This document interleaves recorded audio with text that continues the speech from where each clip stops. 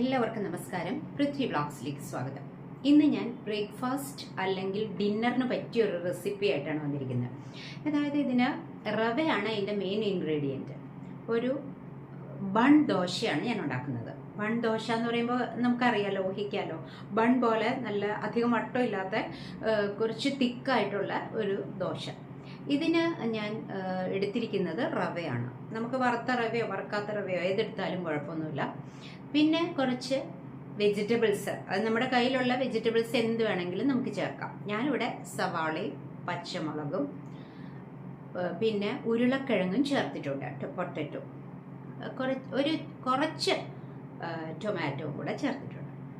അപ്പോൾ ഇതെങ്ങനെയാണ് ഉണ്ടാക്കുന്നതെന്ന് കാണിച്ചു തരാം. ഈ പൊട്ടറ്റോ ഞാൻ ഇതിൽ അരച്ചാണ് ചേർത്തിരിക്കുന്നത്. ഈ റവയുടെ കൂടെ അരച്ചാണ് ചേർത്തിരിക്കുന്നത്. ഇത് നല്ല സോഫ്റ്റാണ്, നല്ല തിക്കാണ്, ഒപ്പം തന്നെ സോഫ്റ്റാണ്. പിന്നെ ഇതിൻ്റെ കൂടെ നമുക്ക് വേണമെങ്കിൽ തേങ്ങ അരച്ച ചട്നിയോ പിന്നെ ഉള്ളി ചട്നിയോ അങ്ങനെ എന്തെങ്കിലും വേണമെങ്കിൽ, ചട്നി പൗഡറോ എന്ത് വേണമെങ്കിലും കൂട്ടി കഴിക്കാം. സാമ്പാർ വേണമെങ്കിൽ അങ്ങനെയും ആവാം. അപ്പോൾ എങ്ങനെയാണ് ഞാൻ ഉണ്ടാക്കുന്നതെന്ന് കാണിച്ചു തരാം. നമ്മുടെ വീഡിയോയിലേക്ക് പോകാം, വരും. ഇതൊക്കെയാണ് ഞാൻ എടുത്തിരിക്കുന്നത്. റവ 1 കപ്പ്, ഒരു പൊട്ടറ്റോ, അത് കുറച്ച് വലുതാണ്, അതിൻ്റെ തൊലിയൊക്കെ കളഞ്ഞ് വെച്ചിരിക്കുകയാണ്, ഒരു സവാള, 2-3 ചെറിയ ഉള്ളി, ഒരു പച്ചമുളക്, ടൊമാറ്റോ, കറിവേപ്പില. ഈ റവ ഞാനൊരു പാത്രത്തിലേക്ക് ഇട്ട് കൊടുത്തിട്ടുണ്ട്. ഇതൊന്ന് കുതിർക്കണം. അതിന് ഒരു 1/4 കപ്പ് വെള്ളമാണ് ഞാൻ ഒഴിച്ചിരിക്കുന്നത്. 1 കപ്പ് റവയും 1/4 കപ്പ്, 1 കപ്പ് വെള്ളം ഒഴിച്ചാലും കുഴപ്പമൊന്നുമില്ല. റവ എന്ന് പറഞ്ഞാൽ വെള്ളം വലിച്ചെടുക്കുമല്ലോ, അതുകൊണ്ട് കുഴപ്പമൊന്നുമില്ല. ഇനിയൊന്ന് ഈ വെള്ളം റവയും കൂടെ നല്ലതുപോലെ ഒന്ന് മിക്സ് ചെയ്ത് വെക്കണം. ഈ ഒഴിക്കുന്ന വെള്ളം ഇപ്പോൾ 1 കപ്പ് ഒഴിച്ചാലും ഇത് വലിച്ചെടുത്തോളും. എന്നിട്ട് അതവിടെ ഒന്ന് ഇരിക്കട്ടെ. കുറച്ച് വെള്ളം കൂടി ഒഴിച്ചു കൊടുത്തു. ഇപ്പോൾ ടോട്ടൽ ഞാനൊരു 1/4 കപ്പോളം വെള്ളം ഒഴിച്ചിട്ടുണ്ട്. അതായത് 1 കപ്പ് റവയാണല്ലോ എടുത്തിരിക്കുന്നത്. ഇനി ഇത് നല്ലതുപോലെ മിക്സ് ചെയ്തിട്ട് അതവിടെ ഒന്ന് മാറ്റി വയ്ക്കാം.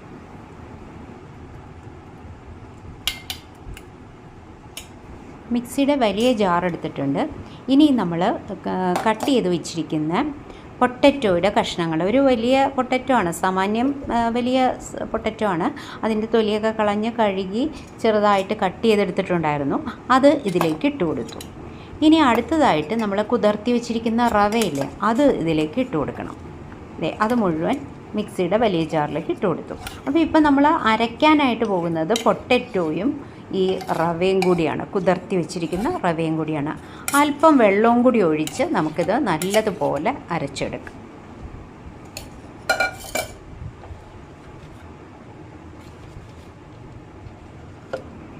ഒന്ന് ബ്ലെൻഡ് ചെയ്ത് കഴിഞ്ഞിട്ട് ഞാനിതിലേക്ക് ആവശ്യത്തിനുള്ള ഉപ്പ് ചേർത്ത് കൊടുക്കുന്നുണ്ട്. ഇപ്പം ഇട്ട് കൊടുത്തത് ഉപ്പാണ്. ഉപ്പിട്ട് കൊടുത്തു. എന്നിട്ട് വീണ്ടും കുറച്ച് വെള്ളം കൂടി വേണം. അപ്പോൾ അതും കൂടി ഒഴിച്ച് ഒന്ന് അരച്ചെടുക്കണം വീണ്ടും.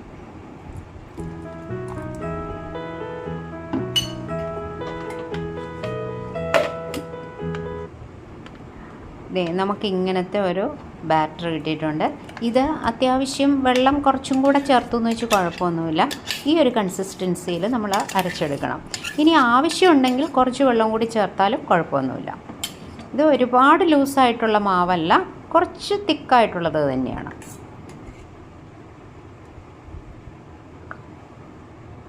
ഇനി നമ്മൾ അവിടെ കട്ട് ചെയ്ത് വെച്ചിരിക്കുന്ന വെജിറ്റബിൾസ് ഉണ്ടല്ലോ, അധികം വെജിറ്റബിൾസ് ഒന്നും ഞാൻ എടുത്തിട്ടില്ല. അത് ഒരു പാൻ വെച്ചിട്ട്, ചീനച്ചട്ടിയായാലും മതി, അതിലേക്ക് കുറച്ച് വെളിച്ചെണ്ണ ഒഴിച്ച് കൊടുത്തിട്ടുണ്ട്. അത് ചൂടാകുമ്പോൾ അല്പം കടുകിട്ട് കൊടുക്കാം. കടുകിട്ട് കൊടുത്തതിന് ശേഷം നമ്മൾ ഈ വെജിറ്റബിൾസ് കട്ട് ചെയ്ത് വെച്ചിരിക്കുന്നത്, കടുക് പൊട്ടിക്കഴിയുമ്പോൾ വെജിറ്റബിൾസ് കട്ട് ചെയ്ത് വെച്ചിരിക്കുന്നത് ഇട്ട് കൊടുത്തിട്ട് നല്ലതുപോലെ ഒന്ന് സോട്ട് ചെയ്തെടുക്കണം. ഒരുപാട് ഇതാകണ്ട, മൂത്ത് പോകണ്ട, ചെറുതായിട്ടൊന്ന് വാടി വന്നാൽ മതി, അത്രയും. എന്നിട്ട് നമ്മളത് ചൂടാറാനായിട്ട് അവിടെ മാറ്റി വയ്ക്കാം. കണ്ടില്ലേ, നമ്മൾ സവാള, പച്ചമുളക്, കറിവേപ്പില, ഇതൊക്കെയാണ് ഇട്ട് കൊടുത്തിരിക്കുന്നത്, ഇപ്പം ഇട്ട് കൊടുത്തിരിക്കുന്നത്. ഇനി നമ്മൾ ടൊമാറ്റോ അവിടെ കട്ട് ചെയ്ത് വെച്ചിട്ടുണ്ട് കുറച്ച്, അപ്പോൾ അതും കൂടി ലാസ്റ്റ്, ഇതൊന്ന് സോട്ടായി കഴിയുമ്പോൾ അതും കൂടി ലാസ്റ്റ് ഒന്ന് ഇട്ട് കൊടുക്കണം.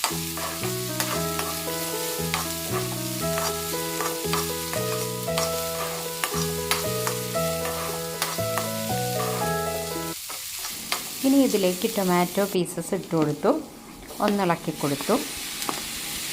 ഇനി ആഡ് ചെയ്യാനുള്ളത് കുറച്ച് ചില്ലി ഫ്ലേക്സ് കൂടി നമ്മൾ ഇട്ട് കൊടുക്കുന്നുണ്ട്.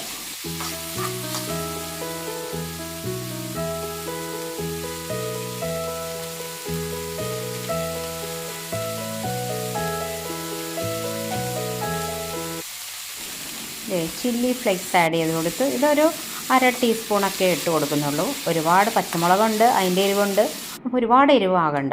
ഇപ്പോൾ ഇട്ട് കൊടുത്തിരിക്കുന്നത് ബേക്കിംഗ് സോഡയാണ്, സോഡാപ്പൊടി. അത് ഒരു 1/2 ടീസ്പൂൺ ഇട്ട് കൊടുത്തിട്ടുണ്ട്, കണ്ടില്ലേ? എന്നിട്ടൊന്ന് ഇളക്കി കൊടുക്കണം. ഇനിയിപ്പോൾ നമ്മൾ സോട്ട് ചെയ്ത് വെച്ചിരിക്കുന്ന വെജിറ്റബിൾസ് ഒന്ന് ചൂടാറി കഴിയുമ്പോൾ ഇതിലേക്ക് ഇട്ട് കൊടുക്കാം.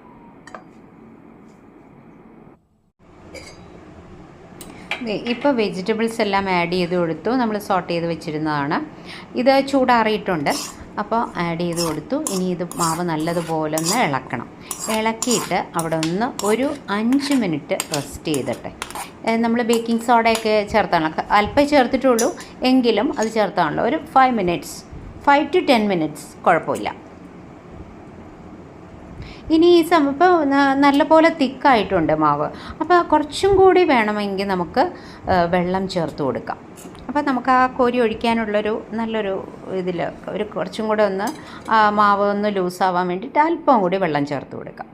ഞാൻ ആദ്യം ഒരു ചെറിയൊരു ഇതിനകത്താണ് ഉണ്ടാക്കാൻ നോക്കുന്നത്. കാരണം ബൺ പോലെ ഇരിക്കണമെങ്കിൽ അധികം വട്ടമുള്ള പാത്രം പറ്റില്ല, ദോശക്കല്ല് പറ്റില്ല. പക്ഷേ പിന്നീട് ഞാൻ ദോശക്കല്ലിലാണ് കേട്ടോ ഉണ്ടാക്കിയത്. ഇത് കുറേ സമയം എടുക്കുന്നത് കൊണ്ട് ഞാൻ ദോശക്കല്ലിലും ഉണ്ടാക്കി. കണ്ടില്ലേ? ഇതിലൊഴിച്ചു. നല്ല മാവ് നല്ല ഫ്ലഫി ആയിട്ടുള്ള വന്നിട്ടുണ്ട്. എന്നിട്ടൊന്ന് അടച്ചു വെച്ചു.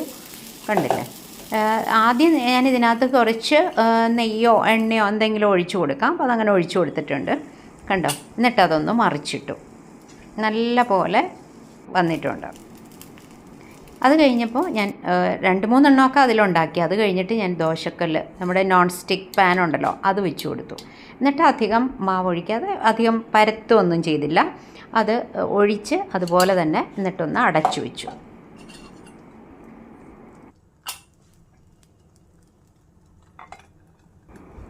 വീണ്ടും ഞാൻ ഇതിപ്പം നോൺ സ്റ്റിക്ക് ദോശക്കല്ലാണ്. അതിൽ ഞാൻ കുറച്ചും കൂടെ എണ്ണ ഒഴിച്ചു. ഞാനിവിടെ നെയ്യാണ് എടുത്തത്. നെയ്യ് ഒഴിച്ചു, അല്പം നെയ്യ് ഒഴിച്ചു കൊടുത്തു. അതിലേക്ക് മാവ് കോരി ഒഴിച്ചു. എന്നിട്ട് അതൊന്ന് അടച്ചു വെച്ചു. കുറച്ചൊന്ന് കഴിഞ്ഞപ്പോൾ കുറച്ചും കൂടെ നെയ്യ് അതിൻ്റെ മുകളിൽ ഒഴിച്ചു കൊടുത്തിട്ടുണ്ട്. എന്നിട്ട് തിരിച്ചും മറിച്ചുമൊക്കെ ഇട്ട് നല്ലതുപോലെ അതോരോന്നും ഉണ്ടാക്കിയെടുത്തു.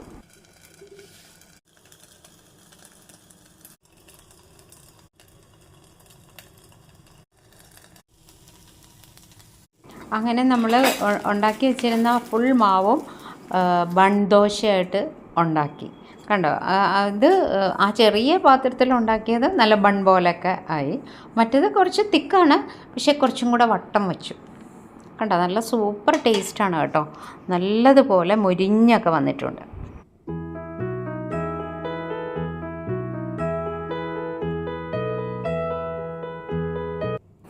ഞാൻ ഒരെണ്ണം കാണിച്ചു തരാം. കണ്ടോ എങ്ങനെയാണ്? നല്ല ഫ്ലഫി ആയിട്ടുള്ള മാവായിരുന്നു. ഒരു 5 മിനിറ്റ്സ് കഴിഞ്ഞപ്പോഴത്തേക്കും നല്ല സ്പോഞ്ച് പോലെ സോഫ്റ്റ് ആയിട്ടുള്ള ബൺ ദോശയാണ് നമുക്ക് കിട്ടിയിരിക്കുന്നത്. കണ്ടില്ലേ? നല്ല സോഫ്റ്റാണ്. കഴിച്ച് നോക്കുമ്പോൾ നമുക്ക് അറിയാൻ പറ്റും. വളരെ ടേസ്റ്റിയാണ്.